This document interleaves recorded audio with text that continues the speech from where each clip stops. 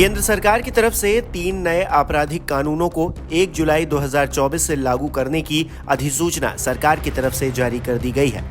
राष्ट्रपति द्रौपदी मुर्मू ने इन तीनों नए आपराधिक न्याय विधेयकों को दिसंबर में मंजूरी दे दी थी, जिसमें पहला कानून है 1860 में बना इंडियन पीनल कोड, जो अब भारतीय न्याय संहिता 2023 के नाम से जाना जाएगा। दूसरा कानून है 1898 में बना CRPC, जिसे भारतीय नागरिक सुरक्षा संहिता 2023 के तौर पर लागू किया जाएगा। तीसरा कानून है 1872 का इंडियन एविडेंस कोड, जो अब भारतीय साक्ष्य संहिता 2023 के तौर पर देश में काम करेगा।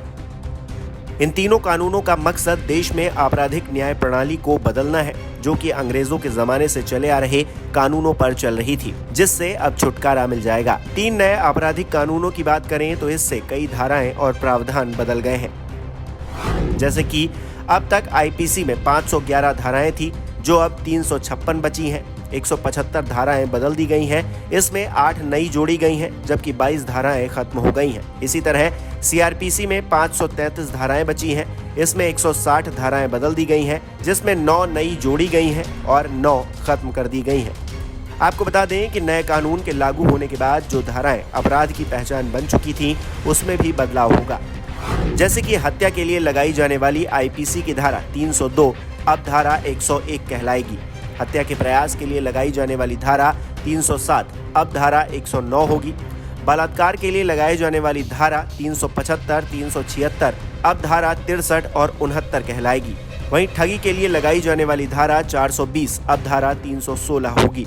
भारतीय न्याय संहिता यानी कि BNS में बड़े बदलाव की बात की जाए तो इसमें भारतीय न्याय संहिता में 20 नए अपराध जोड़े गए हैं। Organised crime, hit and run, mob lynching पर सजा का प्रावधान किया गया है। डॉक्यूमेंट में इलेक्ट्रॉनिक और डिजिटल रिकॉर्ड शामिल हुए हैं। IPC में मौजूद 19 प्रावधानों को हटा दिया गया है।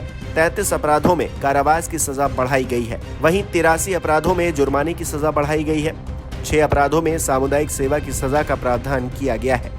इसके अलावा कुछ अहम बदलाव सजा और ट्रायल को लेकर भी किए गए हैं, जैसे कि अब नाबालिग से रेप के दोषी को उम्र कैद या फांसी की सजा दी जाएगी। इसी तरह गैंगरेप के दोषी को 20 साल या जिंदा रहने तक जेल की सजा का प्रावधान किया गया है। अब मॉब लिंचिंग का आरोपी पाए जाने पर फांसी की सजा हो सकती है। किसी शख्स को गिरफ्तार करने पर पुलिस को उसके परिवार को जानकारी देनी होगी, जो कि पहले जरूरी नहीं था। किसी भी केस में 90 दिनों में क्या हुआ, अब इसकी जानकारी पुलिस विक्टिम को भी देगी। अगर आरोपी 90 दिनों के भीतर कोर्ट के सामने पेश नहीं होता है तो उसकी गैर मौजूदगी में भी ट्रायल होगा। पूछताछ से ट्रायल तक सुनवाई को अब वीडियो कॉन्फ्रेंसिंग के जरिए करने का प्रावधान कर दिया गया है, जो कि पहले नहीं था। नए कानून के तहत गंभीर मामलों में आधी सजा काटने के बाद रिहाई मिल सकती है। अब दया याचिका दोषी ही कर सकता है। पहले NGO या कोई संस्थान दया याचिकाएं दाखिल करता था। अब ट्रायल कोर्ट को हर फैसला 3 साल के अंदर देना होगा। इससे पेंडिंग केस निपटाने में मदद मिलेगी। मुकदमा खत्म होने के बाद जज को 43 दिनों में फैसला देना होगा। फैसले के 7 दिनों के भीतर सजा भी सुनानी होगी। इस वक्त देश में 5 करोड़ पेंडिंग केस हैं। इसमें से 4 crore 44 lakh case trial court में चल रहे हैं। इसी तरह जिला अदालतों में जजों के 25,042 पद हैं। इसमें से 5,850 पद इस वक्त खाली पड़े हैं। आपको बता दें कि दिसंबर के वक्त लोकसभा में बिल पेश करते हुए केंद्रीय गृह मंत्री अमित शाह ने कहा था, अंग्रेजों का बनाया राजद्रोह कानून, जिसके चलते तिलक, पटेल, गांधी समेत देश के कई सेनानी कई बार 6-6 साल तक जेल में रहे, वो कानून अब तक चलता रहा। राजद्रोह की जगह उसे देशद्रोह कह दिया गया है, क्योंकि अब देश आजाद हो चुका है। लोकतांत्रिक देश में सरकार की आलोचना कोई भी कर सकता है। अगर कोई देश की सुरक्षा, संपत्ति को नुकसान पहुंचाएगा तो उसके खिलाफ कार्रवाई होगी। अगर कोई सशस्त्र विरोध, बम धमाके करता है तो उसके खिलाफ भी कार्रवाई होगी। उसे आजाद रहने का हक नहीं, उसे जेल जाना पड़ेगा। कुछ लोग इसे अपनी समझ के कपड़े पहनाने की कोशिश करेंगे, लेकिन मैंने जो कहा उसे अच्छी तरह समझ लीजिए। देश का विरोध करने वाले को जेल जाना होगा। कुल मिलाकर देश अब नए कानून के रास्ते चलेगा। इस लिहाज से 1 जुलाई 2024 की सुबह काफी अहम रहने वाली है।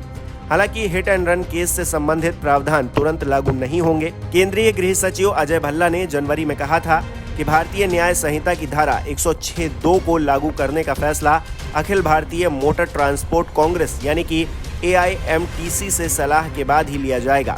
गौरतलब है कि ट्रक ड्राइवरों ने भारतीय न्याय संहिता की धारा 106(2) के प्रावधान का विरोध किया था। साथ ही पूरे देश में इसके खिलाफ प्रदर्शन करते हुए हड़ताल की थी। इस धारा में प्रावधान है कि अगर किसी ड्राइवर की लापरवाही के चलते किसी राहगीर की मौत हो जाती है और ड्राइवर बिना पुलिस में रिपोर्ट किए भाग जाता है तो ये अपराध गैर इरादतन हत्या कैटेगरी में आएगा। ऐसे में आरोपी ड्राइवर को 7 लाख रुपए तक का जुर्माना और 10 साल तक की कैद हो सकती है। बहरहाल उम्मीद है कि सरकार इस कानून को लेकर भी जल्द ही कोई निर्णय ले लेगी और इसे लागू किया जाएगा।